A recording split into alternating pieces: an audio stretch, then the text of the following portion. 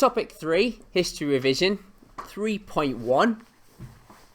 This is how Hitler challenged and exploited the Treaty of Versailles from March 1933, from 1933 to March 1938. To start off in this section, it's vital that we understand Hitler's aims in foreign policy. And he'd made these clear in a book that he wrote in 1924, Mein Kampf. And in his comments, his aims can be summarised as making Germany into a great power again, uniting all German-speaking people under his rule. So those are his first two aims. And a third key aim was to gain territory for Germany in the east. What this was called was Lebensraum. Lebensraum was German for living space, to provide for the German people. Now, in order to achieve this, Hitler had to essentially destroy the Treaty of Versailles. The Treaty of Versailles, from its creation in 1919, imposed terms on Germany, what Germans felt were very harsh. It was a symbol of Germany's defeat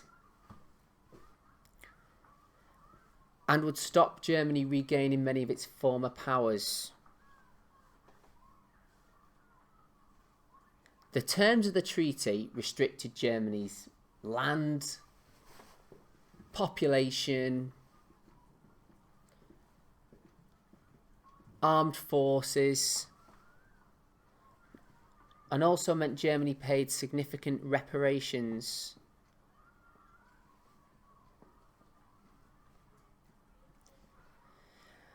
So, in order for Hitler to be able to remove the treaty and meet his key aims in foreign policy, he had to regain the lands such as the Tsar and Danzig that were inhabited by German speakers. So one of the methods in terms of uniting German speakers was regaining lands such as the Tsar and Danzig that had been taken away from Germany.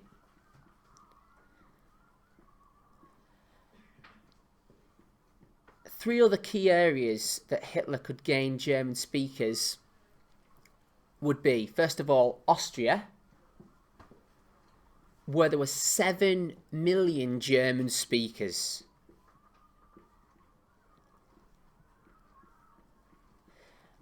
Austria was not part of Germany, but shared similar language, well, same language, and very similar culture.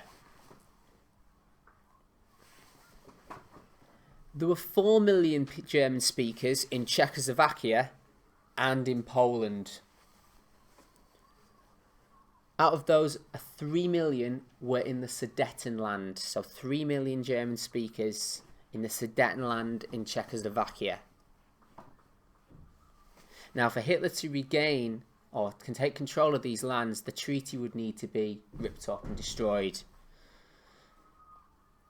Now, the treaty had forbidden Germany from uniting with Austria and had taken German lands away, part of which had become Czechoslovakia and Poland. Another area that Hitler would need to expand was the German army. The Treaty of Versailles had reduced the army to 100,000 men, and this was not going to be enough to make Germany a great power. So the army, air force and navy would need to be expanded.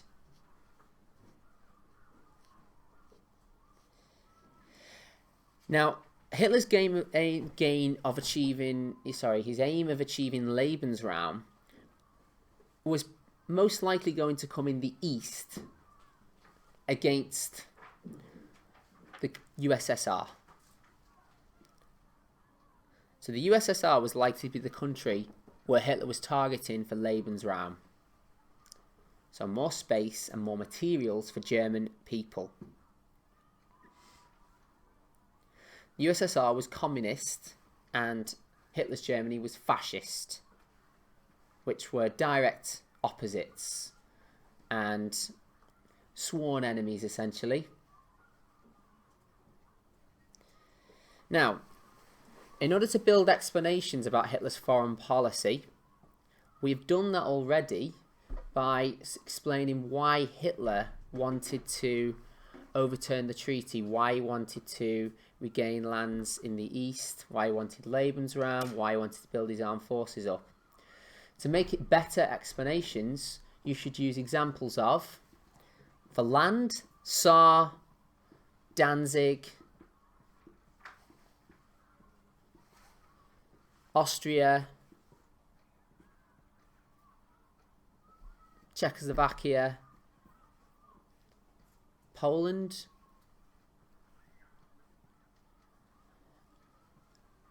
for German speakers, you should particularly use Austria, Sudetenland, and for example Danzig. These are areas or examples of countries which show what Hitler wanted to gain and why. Now, in this section and all of topic 3, one of the key essay areas is to explain and to assess why Hitler's actions and those actions of Britain and France in allowing him to achieve his aims would cause war. Now, most essay questions, 10-mark essay questions in this unit, will be along the lines of which of these events was most important cause for the outbreak of war, or which of these events was the most important reason for peace being threatened in the 1930s. And what I would stress here to assess the importance of this Hitler's foreign policy is that this will bring his key aims in foreign policy, will bring him into conflict inevitably with Britain and France.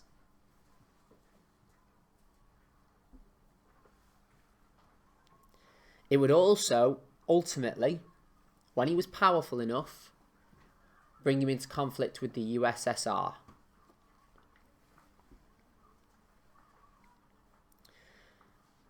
France had just fought 2 major wars against Germany in 1870-71 and then in the First World War, and were not keen to allow German expansion. Britain, although willing to allow some concessions to Germany, did not want Germany to dominate Europe.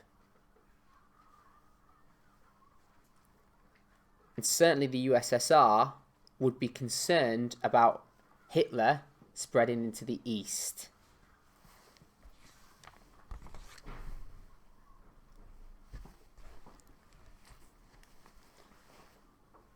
Now, a key section that will often come up on describe questions in this unit, which are 4-mark, 5-minute describe questions. And it could be along the lines of describe German rearmament or features of German rearmament. Or it could come up in an essay question to assess how German rearmament contribute to the outbreak of war. What we should do in terms of description is that for rearmament in 1932, when there was a disarmament conference, little progress had been made in Europe on disarmament. Countries had not reduced their armament significantly, although Germany had to. Germany attended the disarmament conference in 1932 and into 1933. But Hitler, in 1933, not long after coming to power, withdrew Germany from the disarmament conference.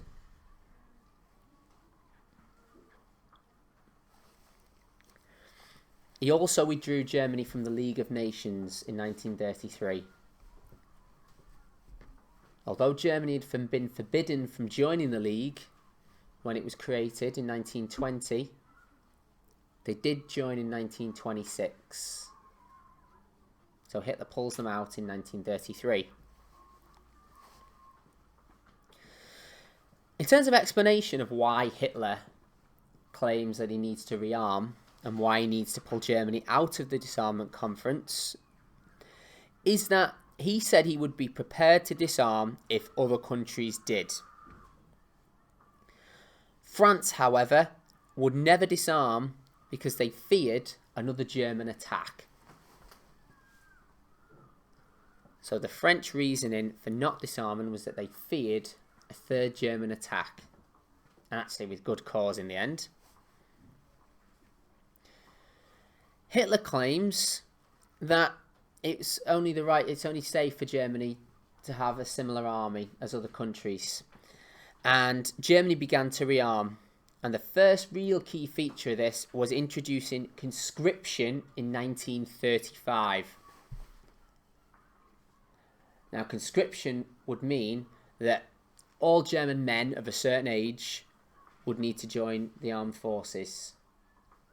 This had been forbidden in the Treaty of Versailles.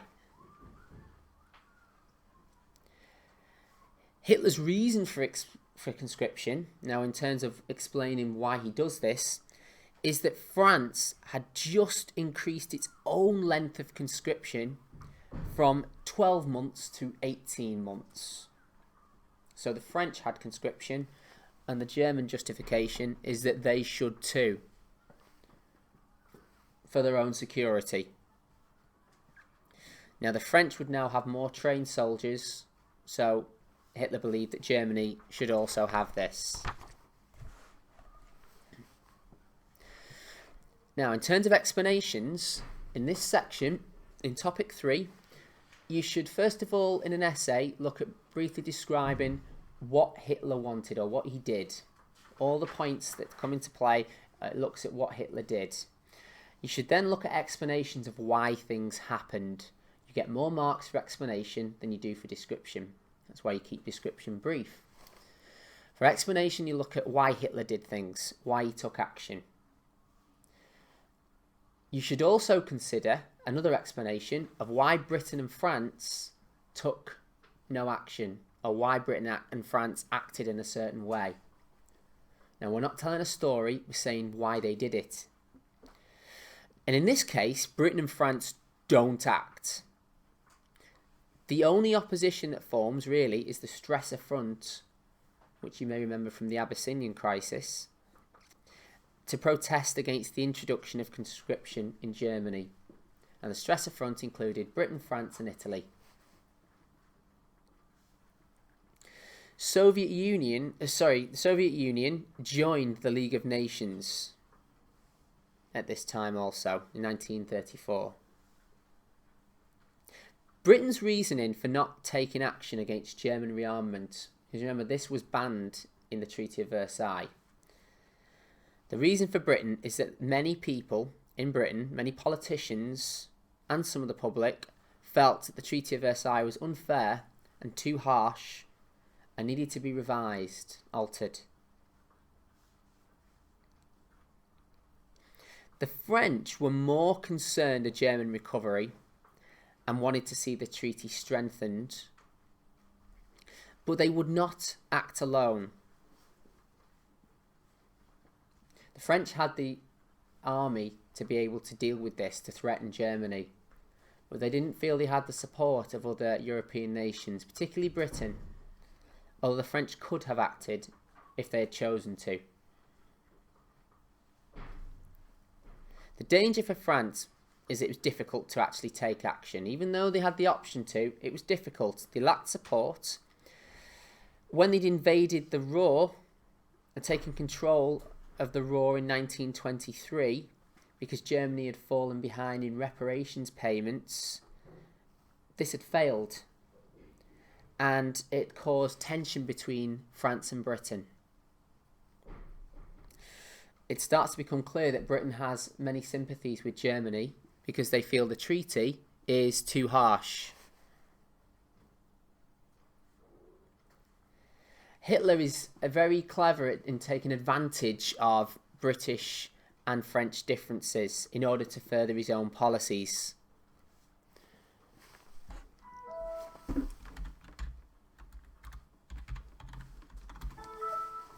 And he was very clever in doing this during rearmament. He often threatens to use force to achieve his aims and then doesn't actually use force. He manages to achieve aims simply by the threat of force. Now, if we look at particular examples of rearmament, you should include conscription. You also have the Anglo-German Naval Agreement. As part of that, you could use examples such as the German army reaching around about 800,000 people by 1938. And by 1938, they also had 47 U-boats and 2,000 aircraft. So these are significant examples of how the German army, navy and air force expanded. Now, smaller examples here, we have the 10-year non-aggression pact, failed Anschluss, Anglo-German naval agreement and the return of the Tsar are smaller episodes. They're not as significant in size as the Rhineland and the Anschluss. They are more likely to appear in described questions and quite frequently used in described questions. And you'll be asked to describe, for example, the failed Anschluss and events of it, or the 10-year non-aggression pact with Poland. So, to take the first one, in 1934, Hitler agrees a 10-year non-aggression pact with Poland. And to describe the terms of this, it guaranteed the boundaries of Poland for 10 years. And actually, the Poles are satisfied that Hitler would not try to take back the Polish corridor. The Polish corridor had been taken from Germany in the Treaty of Versailles. For Hitler, this also had the benefit of pleasing Britain, who saw it as proof that Hitler was essentially being peaceful in his methods and his aims, and that Germany had accepted the frontier of Poland that had been set up at Versailles. Now, actually, what Hitler does as part of the Polish Non-Aggression Pact is he breaks with tradition in setting up good relations with Poland, because they hadn't been particularly good in the past. What this is an example of is Hitler's clever foreign policy. The idea of appearing peaceful, but actually, behind the scenes, aiming to be aggressive. It was set up in 1934 as a 10-year pact of non-aggression, but by 1939 Hitler had invaded Poland. So it was false. Another example, a smaller example of an event during this period, is the failed Anschluss of 1934. The Anschluss would be the union of Germany and Austria, which Hitler intended to happen and was one of his key aims. It would meet the uniting of German speakers, which is one of his three key aims. But it was a setback in 1934 because what Hitler had done was encourage the Austrian Nazi Party to rebel. And again, as part of the description of this event, it resulted in the murder of the Austrian Chancellor Dollfuss.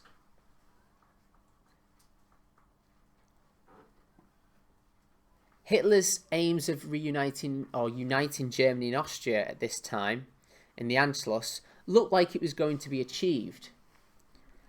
But Mussolini, who at this time was not an ally of Hitler, moved his army to the frontier or the boundary of Italy and Austria.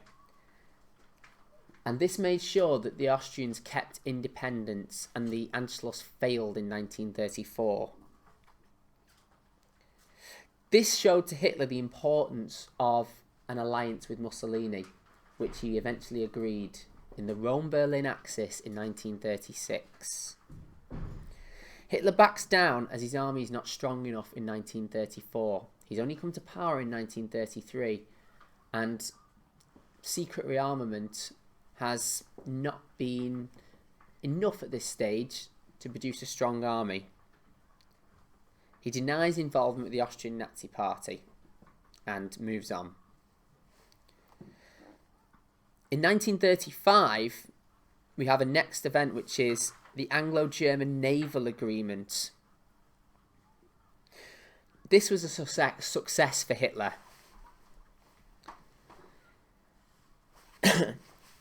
It was agreed between Britain and Germany that Germany could build up to 35% of the size and strength of the British fleet.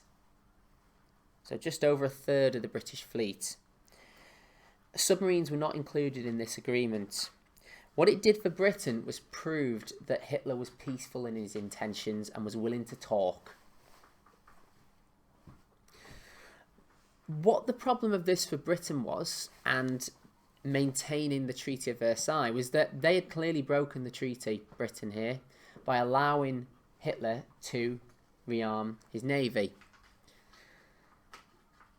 Only 6 battleships had been allowed in the Treaty of Versailles, but Hitler has now been able to build his navy up to 35% of the British fleet. So Britain is agreeing to this, but they also felt, as a reason for this, that it was better to have a limit on the German navy than to allow him to do it freely. So they were placing a 35% limit on the size of the German navy. So it was in their interest to do this. It is an example of self-interest from Britain. It was a big success for Hitler because it weakens the stressor front between Britain, France and Italy, and shows the Italians that Britain were not willing to act always in the best interests of Europe and would act in their own interests where necessary.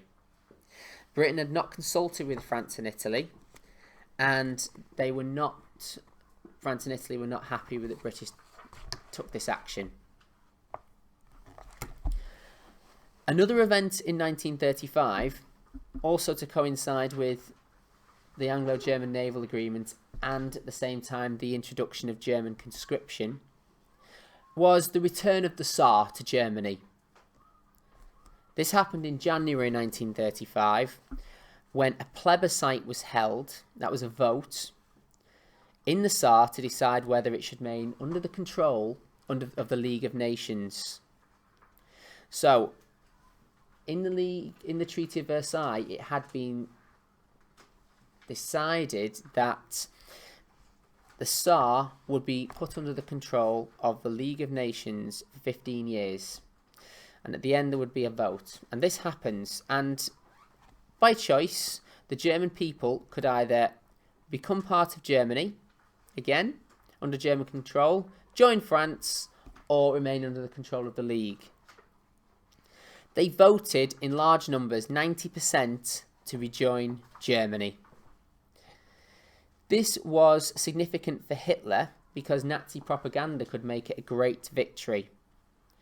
It was seen as a removal of the injustice of Versailles and at the same time as a vote of confidence for Hitler and his policies, that people in the Tsar wanted to become fully under the control of Germany again. So it was celebrated in Germany, and essentially Hitler said that he'd removed grievances between France and Germany now. It was legal. This was a legitimate action, and a democratic vote took place.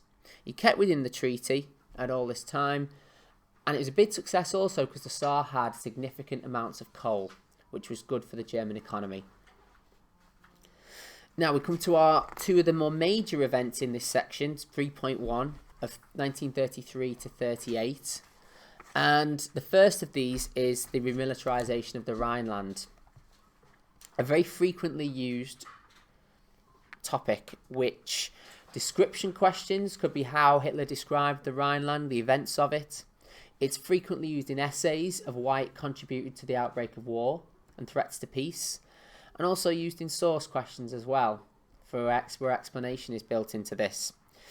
In terms of the description, what happens is that on the 7th of March 1936, German soldiers reoccupied or marched into the Rhineland.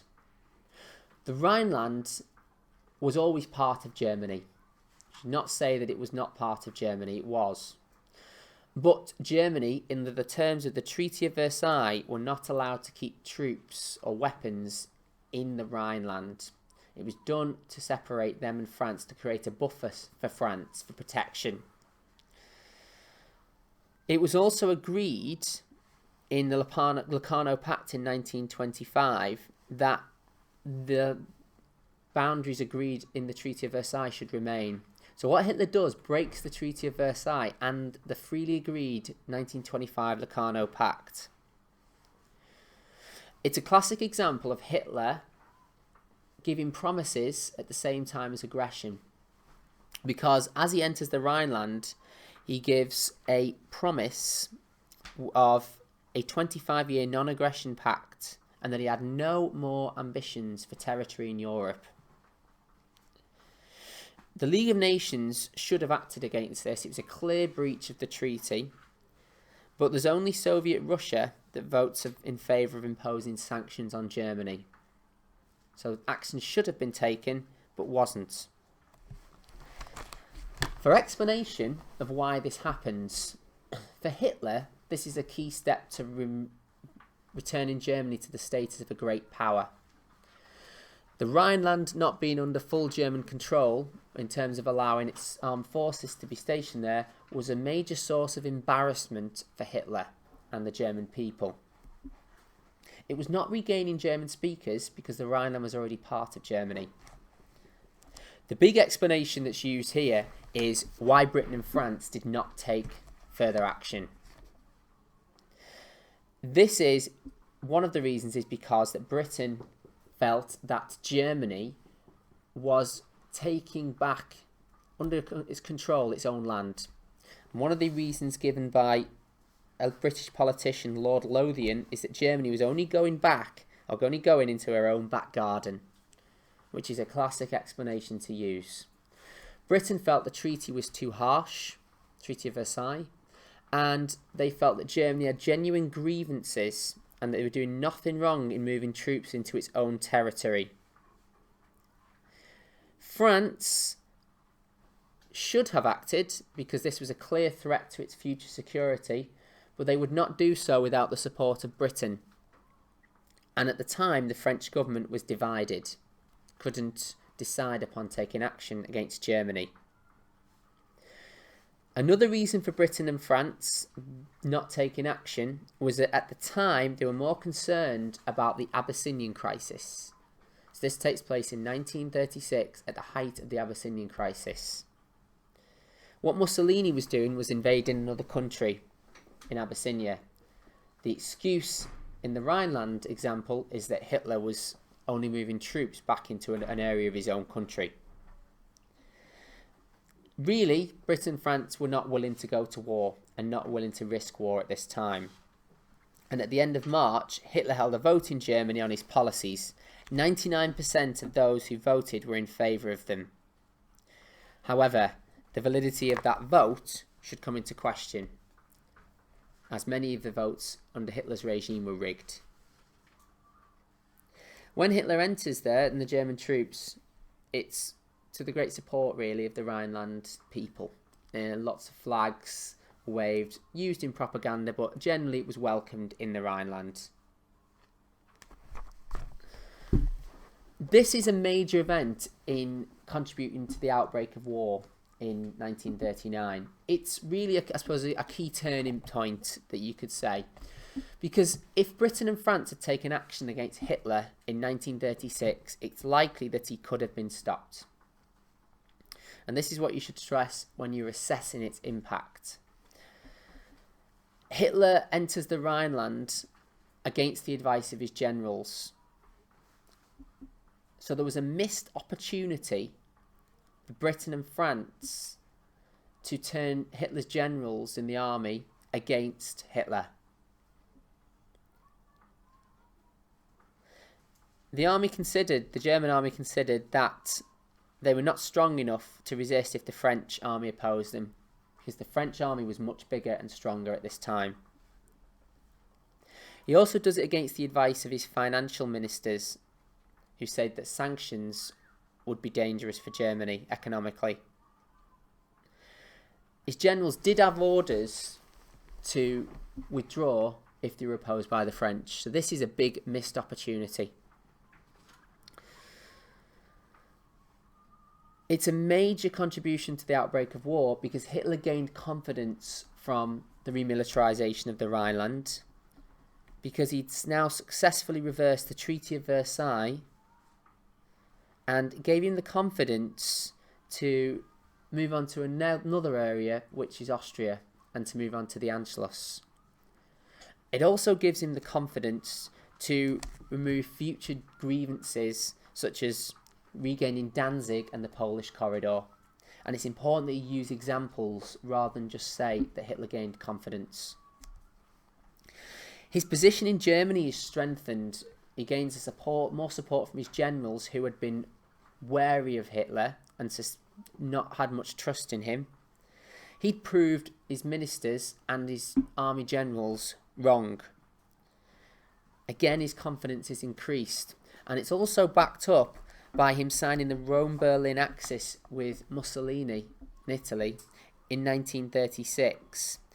And Germany agrees to cooperate in Italian support for the fascist general Franco in the Spanish Civil War. So Hitler and Mussolini are now allied to each other and working together, which was a big step in the wrong direction for European peace. It essentially also marks the end of the League of Nations as a peacekeeping force. Along with the Abyssinian Crisis and the remilitarization of the Rhineland, 1936 really brings the end of the League. Now, for our final event in this section is the Anschluss with Austria. Again, a major area in topic 3, which can be used as quite a significant amount of description of describing the events of how Hitler was able to carry out the Anschluss, but it can also be used a lot in essay questions of how it contributes to the outbreak of war in 1939, but also in source questions. And the same format. In terms of description, we should state that Hitler had failed in 1934 to reunite Germany and Austria. And it's shown at that time that Mussolini's help would be significant because the Italians had prevented the Anschluss in 1934. By 1938, Mussolini was now allied with Germany and would not oppose Hitler's attempts to reunite with Austria.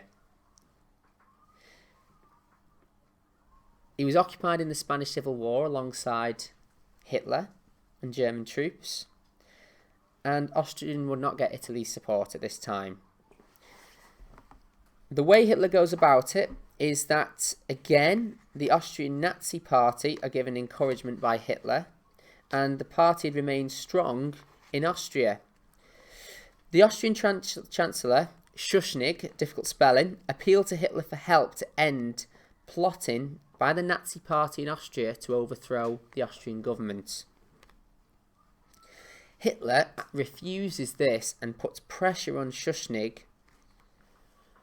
He really wants Schuschnigg to step down, but he puts pressure on him to approve and appoint Seyss-Inquart as Minister of the Interior. So a key position in Austria.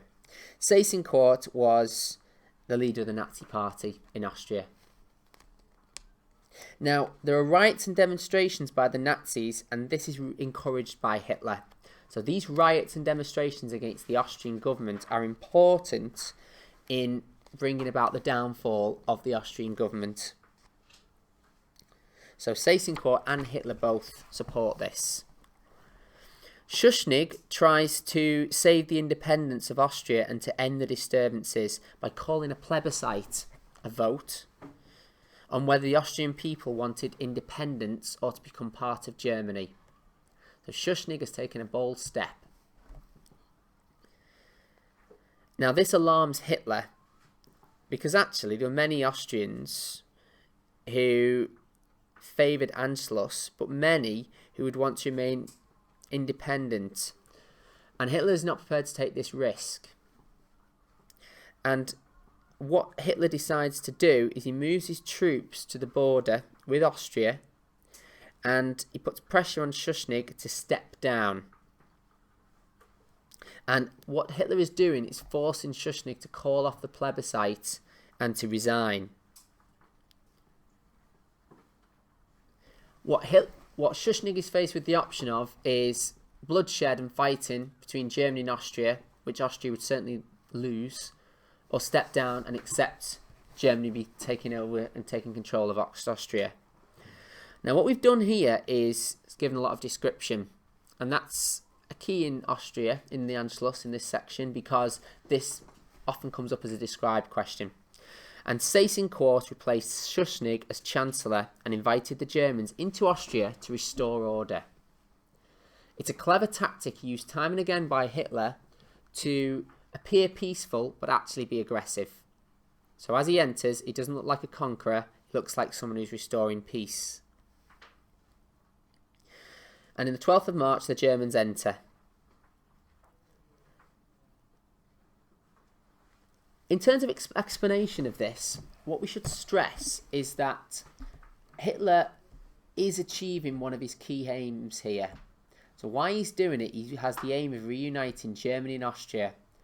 First of all, he is Austrian, and he believes that Germany and Austria share a common culture, language, and a history. He's also keen to acquire the 7 million German speakers in Austria, and would acquire raw materials and land from Austria.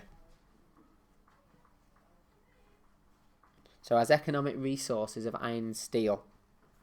So Hitler's reasons are clear, and it would most likely take a big step towards making Germany a great power again. Britain and France's reaction is important in terms of explaining it. Britain, very similar to the Rhineland, don't act because they believe that Germany has ties with Austria and that mostly Austrians are German speaking and have a tradition in German culture. So there are ties between the two countries. Same language, same culture. Many, many similar traditions. They do, however, protest to the League of Nations, so they take an extra step. The French government will not act without Britain. And Britain at this time were all the more concerned about communism spreading from the USSR. They believed that Hitler and a strong Germany, Nazism, would act as a barrier to the USSR and communism spreading across Europe. As Hitler is an anti-communist, they believed that he would stop the spread of communism against Europe, which they actually feared more than Nazism. The slight bit of description again, but the Austrians agree in a plebiscite in April 1938, with 99.75% of them agreeing to become part of Germany. The likelihood is this vote was rigged again. Hitler regains the power from Seyss-Inquart, and Austria becomes part of Germany in March 1938. Now our final part for this section is to assess its impact and the results of this, and you should always consider what happens next. It's absolutely vital for Germany and Austria, and it makes a big contribution to the outbreak of war and threats to peace. It's a triumph for Hitler, as he now has 7 million new German speakers at his disposal. So that's industrial workers, soldiers, and also many economic resources such as iron and steel. He's been successful in Germany, again, and proved that he's a master of foreign policy, and that he's removed another injustice of the treaty because this had been forbidden by the Treaty of Versailles. One of the key points you should mention is that this has an impact on the Sudetenland in Czechoslovakia, because Hitler now has control of 3 sides of Czechoslovakia. and they're surrounding the Sudetenland on its western borders. 3 million German speakers were in the Sudetenland, and having taken Austria, this could now be Hitler's next aim, which would make a further step towards war. This was absolutely vital for Hitler and a massive step towards war, because Hitler has proved again to his generals and his armed forces that he has been successful and that he deserves the confidence of the German people. It's clear that he can now move on to his next step, and his aggressive ambitions have not been stopped, and he can move on to Czechoslovakia, and eventually in 1939, when he's strong enough and his armed forces are strong enough, Poland. Those issues will be considered in 3.2 in next week's broadcast. Thank you.